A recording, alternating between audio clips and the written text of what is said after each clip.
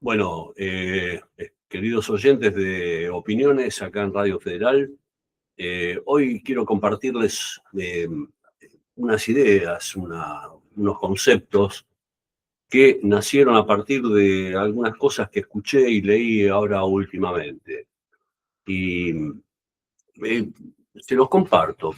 Escribir, por ejemplo, literatura basada en hechos reales, genera debates, visiones opuestas o distintas, que aumentan proporcionalmente a los años o siglos que separan la actualidad de la temporalidad que enmarca la narrativa. Ese es un tema.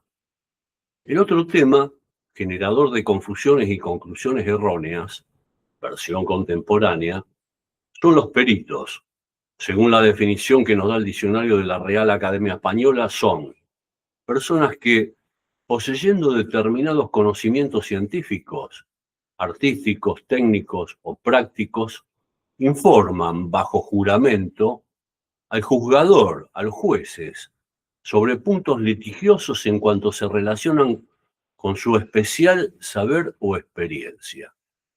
Y acotando al primer párrafo, les agrego esto: los hechos históricos y sus relatos generalmente difieren, generando dudas y confusiones. Hay distintos puntos de vista, ¿no? Los historiadores, a veces uno dice una cosa, otro dice otra. Cuando contemporáneos vivientes ponen sus conclusiones diferentes a otros exponentes sobre el mismo tema, fundamentan su verdad por sobre errores y falsa información que componen las conclusiones del otro. O sea que el otro no sabe nada, está mal informado. La verdad es la mía. Este análisis que deseo compartir es producto de escuchar, como dije antes, a tres personas cuyo nombre me reservo. Son conocidas. Primero, la versión contemporánea de los dueños de la verdad respecto a los peritos, ¿no? Esto es la realidad actual que genera conflictos, divisiones, debates y errores. Tenemos tres temas que influyen en esto. Por ejemplo, los peritos, algo que hay que modificar. Peritos, por ejemplo, peritos que valoran e intervienen sobre menores sin informar a ninguno de los progenitores, es decir, a espalda del padre o de la madre. Estoy hablando de juzgados de familia en este caso, ¿sí? Después tenés el otro caso, los peritos que valoran a un progenitor sin conocerlo. Y después tenés los peritos que, simple y llanamente, por incompetencia o mala fe, hacen valoraciones o emiten informes cuyo contenido es esencialmente erróneo o falso. Esto que estoy diciendo es comprobable en juzgados de familia. Bueno, ahora voy al primer párrafo y al tercer párrafo. Lo otro era, lo antes dicho, es actual contemporáneo. Los relatos. Durante siglos se nos enseñó que la historia americana, por ejemplo, para poner unos ejemplos, no, esto lo escuché ahora, comentario que escuché entre anoche y ahora. Durante siglos se nos enseñó que la historia americana comenzaba con Colón. Esa narrativa eurocéntrica borró la riqueza de los pueblos que nos precedieron, impuso una jerarquía cultural y configuró una memoria colectiva fragmentada. Horrible. Antes de la llegada de los europeos, desde los mayas, los aztecas y hasta los incas y cientos de pueblos originarios, coexistían sociedades complejas que habían logrado avances notables en astronomía, arquitectura, agricultura, matemáticas y organización política. ¿De qué me vienen a hablar? ¿Que Colón descubrió qué? ¿Qué hizo Colón? Se puede rastrear la realidad, ¿sí? La exposición de historiadores, no solo con Colón, sino con otros temas, con otros personajes de la historia, son confusas. Por último, quiero compartir un análisis sobre expositores bien diferenciados en dos grupos, incluidos en el primer y tercer párrafo de este escrito, ¿no? Quiero que no, o sea, no es religión de lo que voy a hablar, sino que voy a hablar de las diferencias y la forma de presentar las cosas y cuál es la verdad, ¿sí?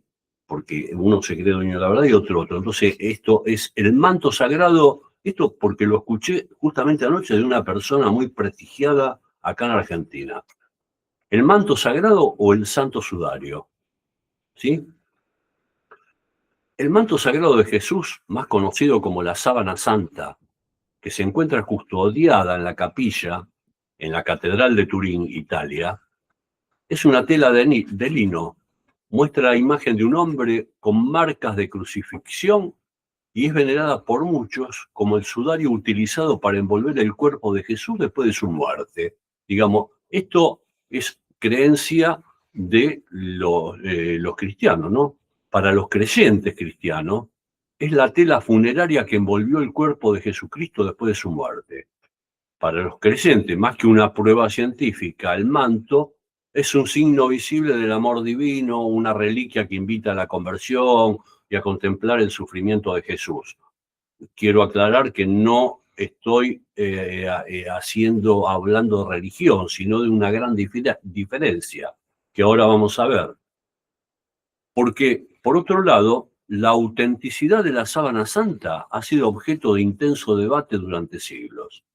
Desde el campo científico y la investigación histórica hay posturas diversas.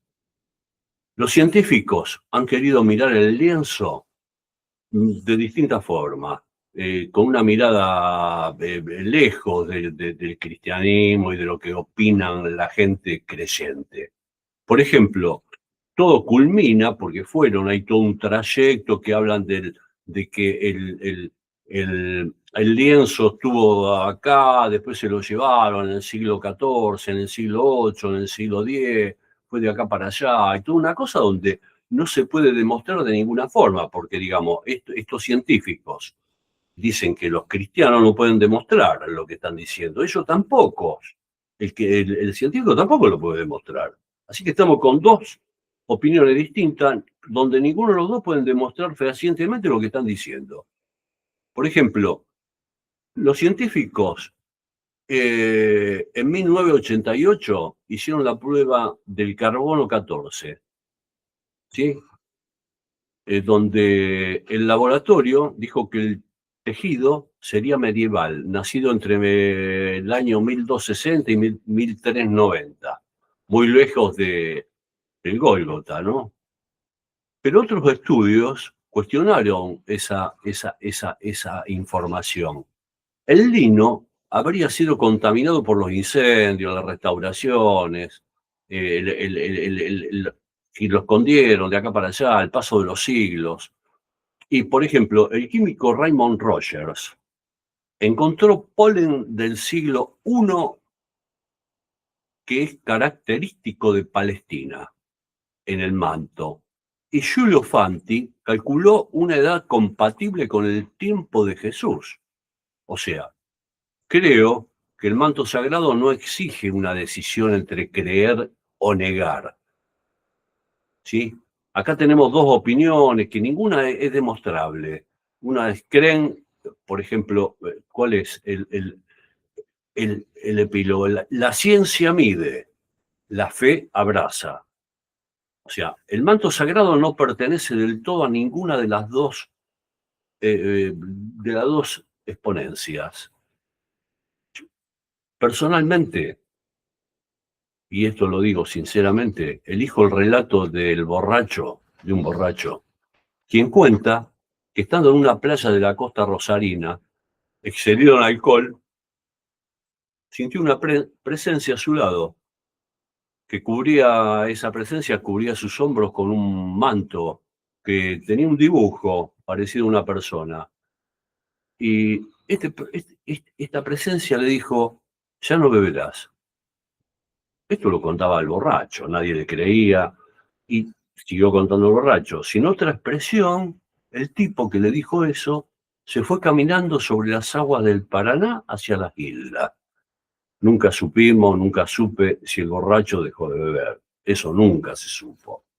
Con todo esto que estoy diciendo y estoy comentando, las opiniones, la científica y demás, yo me quedo con algo, con un pensamiento mío que a mí me alegra y creo y quiero pensar, me alegra mucho pensar que hay un tipo con un manto sobre sus hombros caminando entre nosotros,